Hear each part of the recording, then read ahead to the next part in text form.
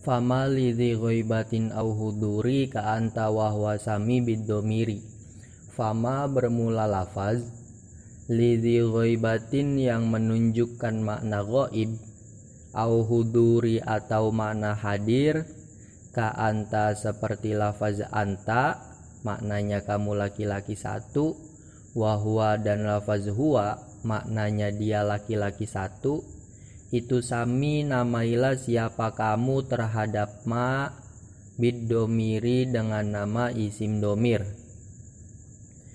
Ini menjelaskan tentang isim domir ya, bahwa isim domir itu adalah macam yang pertama dari macam-macam isim ma'rifat yang ada 6. Pertama, pengertian dari isim domir adalah malidhi ghaibatin au huduri, yakni suatu lafaz yang menunjukkan makna ghaib atau makna hadir. Seperti contoh anta dan huwa, itu nanti namanya adalah isim domir. Nah, ghaibatin au huduri itu indikasi dari isim domir. Maksudnya dari satu sudut pandang yang namanya isim domir itu ada 3 macam. Ada wakeknya ghaib, ada wakek mutakalim, ada wakek mukhotob. Kalau secara terjemah Indonesia, yang namanya isim domir itu kita bisa artikan kata ganti. Kalau seandainya wakek, istilah sorof ya, wakek itu, kalau seandainya wakeknya mutakalim, maka jika mutakalimnya satu orang, pembicara ya, mutakalim itu pembicara atau orang pertama, dia cuma satu orang, maka memakai ana yang terjemahnya adalah saya atau aku. Kalau seandainya lebih dari satu orang, maka pakainya adalah nahnu, terjemahnya kami atau kita. Itu yang mutakalim ya. Kemudian yang nomor 2 adalah mukhotob. Mukhotob itu orang kedua atau audiens, pendengar. Kalau seandainya dia laki-laki, maka istilahnya mukhotob. Kalau seandainya perempuan, istilahnya mukhotobah. Dan apabila pendengarnya ini cuma satu orang, kalau laki-laki memakai anta, kalau perempuan memakai anti. Kalau seandainya 2 orang, entah itu perempuan semua atau laki-laki semua atau laki-laki dan perempuan, maka memakai antuma, mereka berdua gitu. Kalau seandainya jumlahnya banyak, seandainya laki-laki antum, seandainya perempuan adalah antunna. Nah, wakek mutakalim dan wakek mukhotob ini dikategorikan dalam nazom alfiyah sebagai hudurin, yakni sebuah lafaz yang memiliki mana hudur, hadir. Soalnya ketika ada pembicara itu ya ada pendengar dan kedua-duanya hadir. Nah, kalau seandainya yang nomor 3 namanya ghaib. Ghaib itu yang tidak ada di tempat maksudnya. Ini orang ketiga. Dan ini pun macamnya ada beberapa varian ya.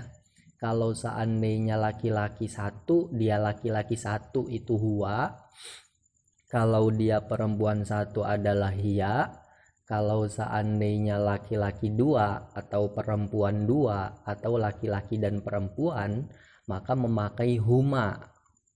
Seandainya laki-laki banyak memakai hum, seandainya perempuan banyak memakai hunna.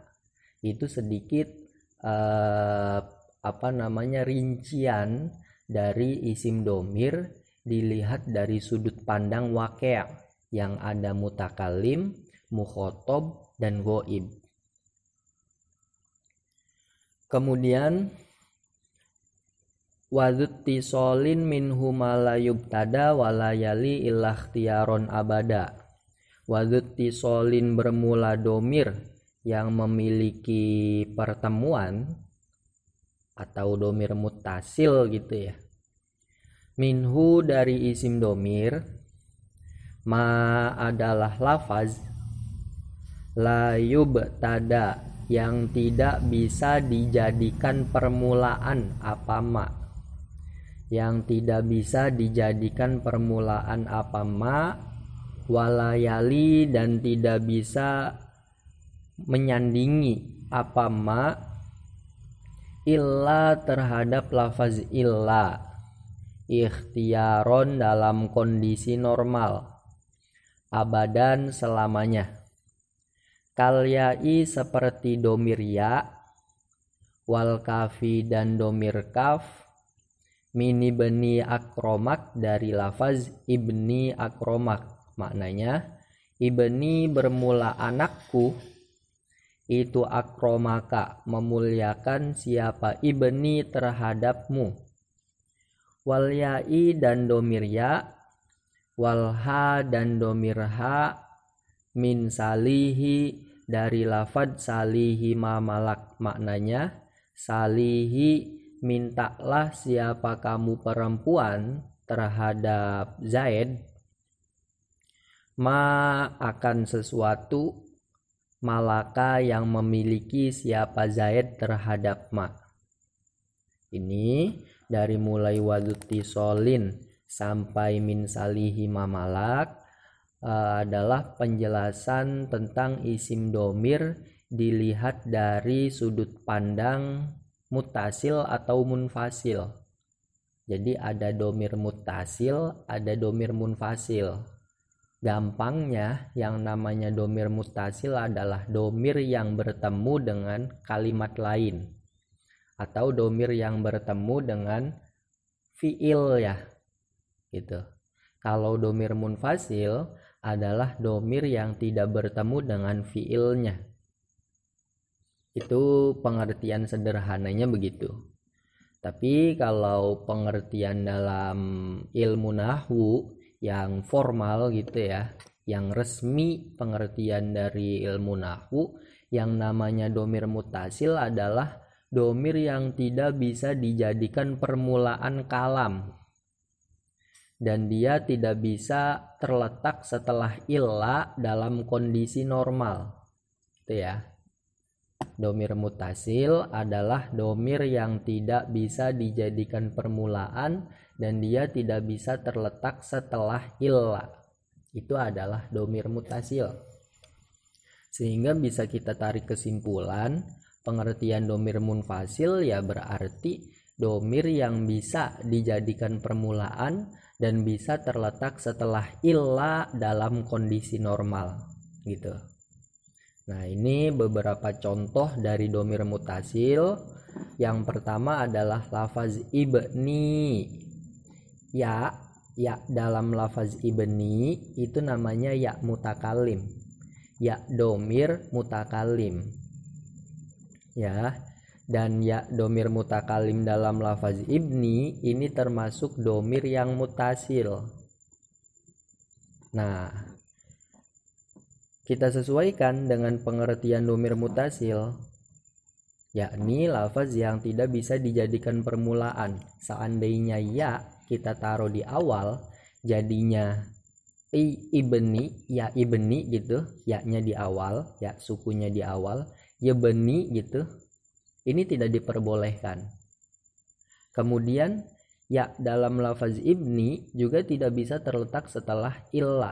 Semisal ibnun illai gitu. Ya domir mutakalimnya terletak setelah illa, itu juga tidak diperbolehkan. Nah, karena ya dalam lafaz ibni tidak bisa dijadikan permulaan dan juga tidak bisa terletak setelah illa, maka ya domir tersebut termasuk domir yang mutasil. Atau contoh lain, semisal akromaka, ka yang ada dalam lafaz akromaka, ka yang akhir ya, itu adalah domir mutasil. Buktinya apa? Ka ini tidak bisa kita taruh di awal. Kita ucapkan ka akroma, itu tidak bisa. Atau kita letakkan illa sebelumnya, semisal akroma illaka, itu juga tidak bisa. Karena tidak bisa dijadikan permulaan dan juga dia tidak bisa terletak setelah illa dalam kondisi normal, maka dia divonis sebagai domir mutasil. Berbeda nanti dengan domir munfasil. Kalau domir munfasil itu bisa diletakkan di awal dan dia juga bisa terletak setelah illa. Nanti dari sudut pandang yang lain ya, domir itu ada mahal rofa, ada mahal nasob, ada mahal jer. Maksudnya domir ini kan hukumnya mabni, tapi dia berposisi di posisi yang berhak menerima i'rob gitu. Semisal dia menjadi fa'il atau menjadi mubtada dan seterusnya. Seandainya posisi dia digantikan oleh isimnya mu'rob, maka dia nanti berhak untuk menerima i'rob. Nah, karena yang menempati posisinya adalah isim domir yang notabene adalah isim yang mabni, maka istilahnya mahal i'rob gitu. Itu nanti kalau domir mahal rofa ya, ada domir mutasil, ada domir munfasil. Kalau domir mutasilnya itu seperti doroba, dorobu, dorobat, dorobata, sampai dorobna yang ada dalam kitab Amsilatu Tasrifiyah, itu adalah domir-domir mahal rofa yang mutasil. Kalau domir mahal rofa yang munfasil seperti huwa, huma, hum, hiya, huma, hunna, sampai nahnu, itu semuanya adalah domir mahal rofa yang munfasil. Kalau yang domir mutasil yang mahal nasob juga terbagi menjadi dua, ada yang mutasil dan ada yang munfasil. Kalau yang mutasil seperti contoh dorobahu, dorobahuma, dorobahum, dorobaha, dorobahuma, dorobahunna, sampai dorobana, itu semuanya domir mahal nasob yang mutasil. Kalau yang munfasil contohnya seperti iyahu, iyahuma, iyahum, iyaha, iyahuma, iyahunna, sampai iyana, itu semuanya domir mahal nasob yang munfasil. Nah, kalau domir mahal jer itu hanya ada yang mutasil, tidak ada domir mahal jer yang munfasil ya. Nanti contohnya domir mahal jer yang mutasil adalah bihi, bihima, bihim, biha, bihima, bihinna, sampai bina. Itu semuanya domir mahal jer yang muttasil ya, yang muttasil. Kalau domir mahal jer sekali lagi tidak ada istilah munfasil, semuanya muttasil. Sehingga wadzutti solin minhum la yubtada, domir yang mutasil itu bisa mahal rofa, bisa mahal jer, bisa juga mahal nasob. Kalau yang mahal jer dalam contoh alfiyah itu ya domir ya dalam lafaz ibni itu mahalnya jer, sebab dia menjadi mudhof ilaih. Yang namanya mudhof ilaih itu i'robnya jer. Kalau yang mahal nasob contohnya adalah akromaka. Kak di sini adalah domir yang mahal nasob sebab dia menjadi maf'ul bih. Kemudian yang mahal rofa itu seperti dalam contoh salihi, ya dalam lafaz salihi itu namanya ya domir muannasah mukhotobah. Dia mahalnya rofa sebab dia menempati posisinya fa'il begitu.